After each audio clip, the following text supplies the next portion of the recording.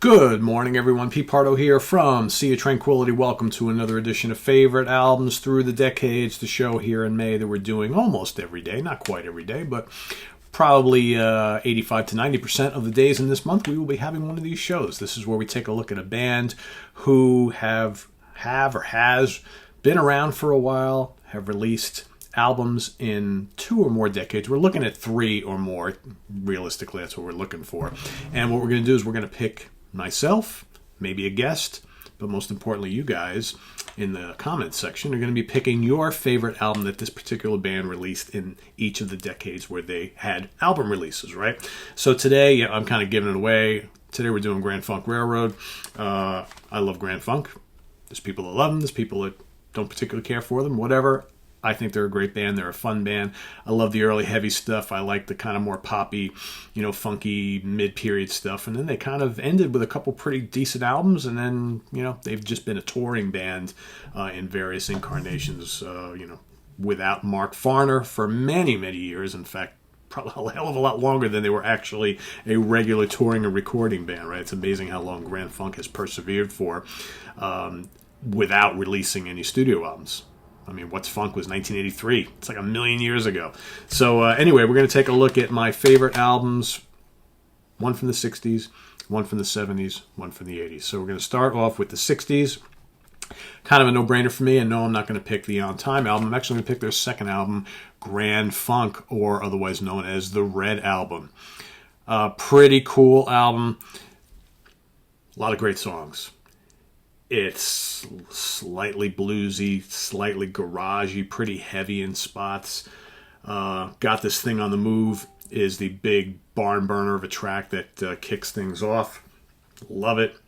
Please Don't Worry, a little more mid-rangey, a little more bluesy, a lot of groove. Highfalutin Woman, again, pretty upbeat, tremendous song.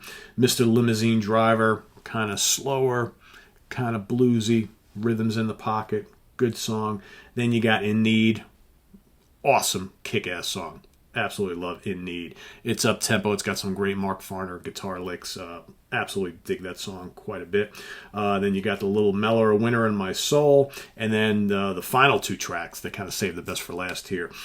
We've got the psychedelic proto-metal masterpiece called Paranoid. It's kind of atmospheric. It's got that big fuzz-laden distorted bass and guitar opening, right? It's just angry sounding, and then it kind of settles into this kind of doom doom doom doom. It's kind of bluesy, kind of undulating, kind of groovy, right? Then back into the heavy stuff again, crazy guitar solo, all that sort of thing.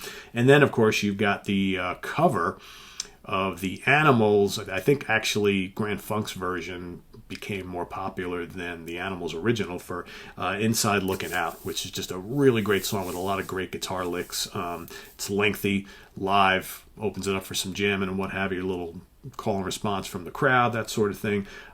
Great 1-2 punch to end the album, or I should say 7-8 punch, because that's the number of tracks on the album. So that is my choice from the 60s. From the 70s, a little tougher here. Got a lot of really good albums released in the 70s. Yeah, the early part of the decade are, still like the original Power Trio, and then you add Craig Frost to the mix on keyboards, and then you've got the couple of albums they worked on with Todd Rundgren, okay, where all of a sudden the band became, we're an American band, right? We're selling lots of records again. We've got hit singles on the radio. We're moving away from that kind of early heavy garage rock band to more of a streamlined, rock band that does pop songs as well.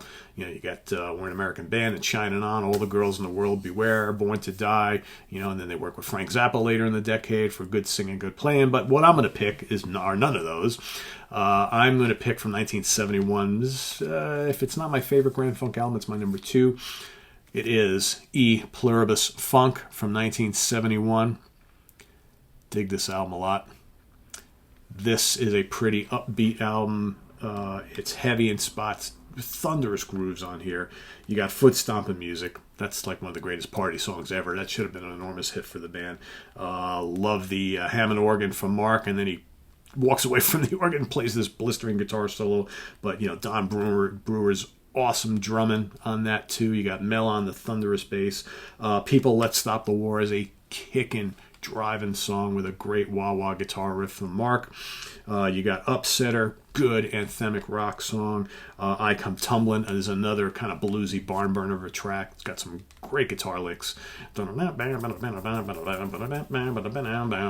sorts of great stuff happening in that song. That is a great start to the album. 4 tracks in a row. Then you got, if that wasn't good enough, you got Save the Land, another good hard rock track with a little bit of funk going on. Then at the back end, you've got No Lies and Loneliness. Loneliness is kind of like a more passionate, emotional, like I'm Your Captain, like part 2. That's kind of like the big epic song on this album. It's got some strings and stuff. Really, really good song. Really good song. So check that out, and a great vocal from Mark Farner on that. So that is my choice from the 70s.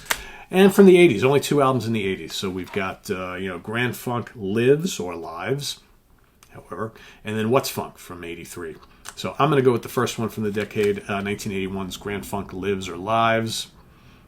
All right, here we got a little bit of a personnel change here.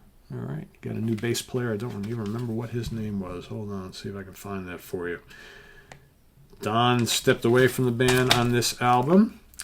And you've got the new guy. What is his name? It doesn't list it here anywhere. Is that possible? Well, whatever his name was. I don't remember off the top of my head. He only appeared on this album, if I remember correctly. And then Mel was back for the follow-up album. But this is a pretty strong... Oh, wait, hold on. Does it say it there? Does it say it there? No, it does not. It does not say the roster anywhere on the CD. But you've got Good Times opening up. Good.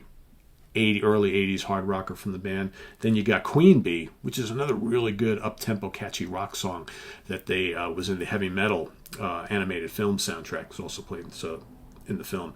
Really good one. You got Testify, kick-ass hard rocker. Can I Be With You Tonight is like your typical like kind of mid-late 70s, more of a pop rock song from the band. Then you got No Reason Why, We Gotta Get Out of This Place, okay, of course is a remake of that old classic. YOU or You, killer hook-laden rock song. Really good. Then you got Stuck in the Middle, The Excellent Greed of Man, and Wait For Me. Pretty decent rocker there. Fun album. This is a good album. Second to last album, as a matter of fact. So there you have it. That's only 3 albums today. It's a little quick one. I had a lot of people asking for the Allman Brothers yesterday. They're on the list. We're going to get to them as well. So stay tuned. We still got plenty of time left in this month. All sorts of other bands on the agenda to do this little thing we're doing here. So stay tuned for all sorts of classic and even it's mostly classic bands, obviously, because we're looking for bands who had releases in 3 or more more than 3 decades or at least 3 decades. So visit us on the web at www.seatranquility.org. We're on Facebook, we're on Twitter, of course. We're here on YouTube all the damn time. Coming up, we've got the Hudson Valley Squares tonight. Topic of tonight is popular albums that everybody seems to love. For some reason, we can't get into them. I've asked everybody to pick 3 albums that pretty much the rest of the world just absolutely loves. Maybe did big business. Critics loved them. Fans love them. But for us, not so much, right? So that's what we're talking about tonight. Tomorrow on In the Prague Seat, we've got part 2 of our favorite epic tracks. Okay, so progressive rock songs that are 10 minutes or longer. Join the full crew tonight for that, or tomorrow for that, I should say. And then Wednesday is going to be dedicated from now on, going forward, to be our What's Hot with Sea of Tranquility nights, so our review nights. You may get one video, you may get multiple videos. That's where we're just myself, maybe with guests, are just going to talk about some of the new albums that have been released and do quick reviews on them. So those are Wednesday nights. Thursday is the Monsters Den, of course. Friday is Friday at the Funhouse with Martin Popoff, and then usually we have a couple things for you on the weekends, like the Sunday morning brunch, usually with Rich Catino, could be with others. All right, that's usually on Sundays. So all sorts of stuff happening. We've got, I think it's coming up in about 2 weeks. We've got the whole crew booked for Ultimate Progressive Rock Mixtape Challenge. I think you guys are really going to dig this, so that's coming up in a couple of weeks. And all sorts of other stuff happening on the channel. We've got interviews with guitarist extraordinaire Jeff Coleman. We've got interview coming up this week with guitar legend of the jazz fusion scene, Mr. Scott Henderson. So all that and more happening on the channel. So stay tuned for all that and more. Visit us on the web at www.seaoftranquility.org. We're on Facebook. We're on Twitter. Of course, we're here on YouTube all the damn time. See you guys real soon. Take care.